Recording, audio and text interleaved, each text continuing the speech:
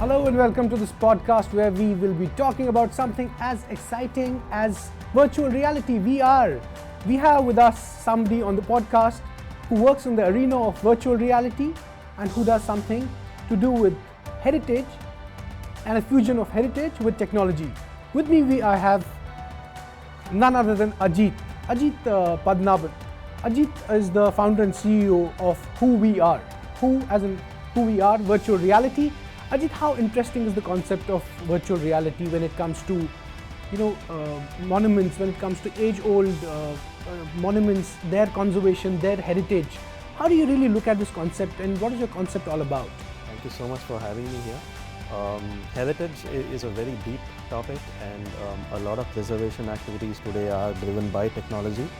And we are very proud to be one of the 3 companies in the world who's into heritage technology and looking at documenting monuments, the tangibles, as well as looking at experiencing them in immersion, the way that it never looks today, but the way it used to be in the past. You're making it sound so exciting. So what essentially Ajit does is that across the line of control, there's a shrine called Shadra Shrine, for which Ajit's team has come up with a VR, a virtual reality, a guided tour. Please tell us something about such concepts, interesting concepts like this. So what we've done is we've recreated Sharda Shrine the way it used to be 5,000 years ago as a university where Adi Shankara would go and research on his treatises.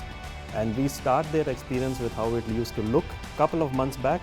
Now unfortunately it's been toned down and it's a coffee shop right now.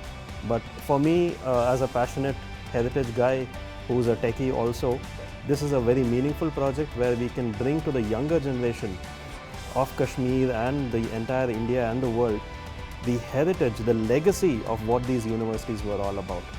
So here at the RBETA, the Republic Business Emerging Technology Awards, you're rubbing shoulders with people who are in artificial intelligence, who are talking about health tech, who are talking about med tech, and here you are, you're talking about a different concept, altogether different concept of heritage technology, health tech. Health tech is the key word. Tell us something more about health tech. Health tech is the key word. And how did you feel, rubbing shoulders with people who are from a slightly different arena and talking to them about health tech? So it's an honor to be at the RBETA, the first RBETA, and I wish you guys luck for posterity. It's an honor because my company, we are very nationalistic, we are very patriotic. We want to put India on the forefront in terms of tourism and heritage tourism. And this resonates very well with the Republic philosophy. I had the honor of meeting Arnab Goswami very briefly, and he's promised to meet me after this.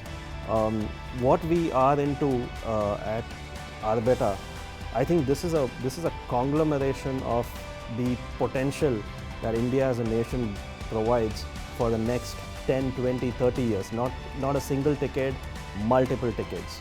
I think we'll be owning technology. We are the youngest population, and we are the most English-speaking, educated population with technology forefront. So you've seen a lot of youngsters, a lot of young CEOs and startup founders at the Republic Business Emerging Technology Awards, RBETA. So what is your take? How do you really look at technology going forward? How do you really think technology will pan out in days, months and years to come? I think that's a very deep question because a lot of action in artificial intelligence. Artificial intelligence is a 1950s technology, but now it has gained that momentum, that critical mass.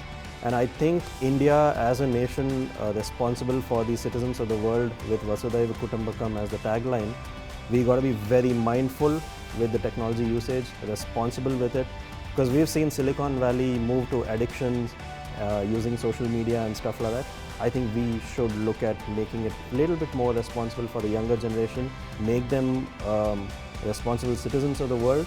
And that's where I think AI can be driven completely from an Indian heritage perspective, something that nobody is thinking right now. Do you intend, Ajit, to take this concept of heritage technology to a global platform, to a larger platform?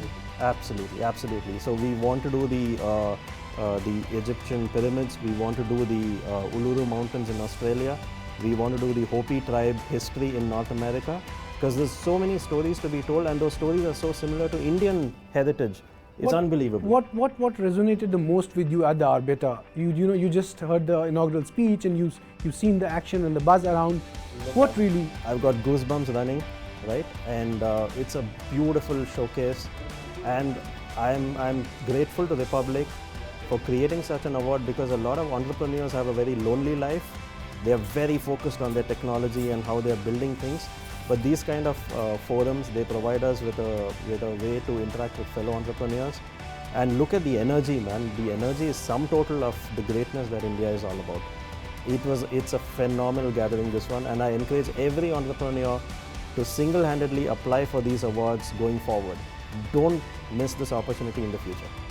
Pleasure, and thank you for your words of encouragement, Ajit. It was a pleasure meeting you.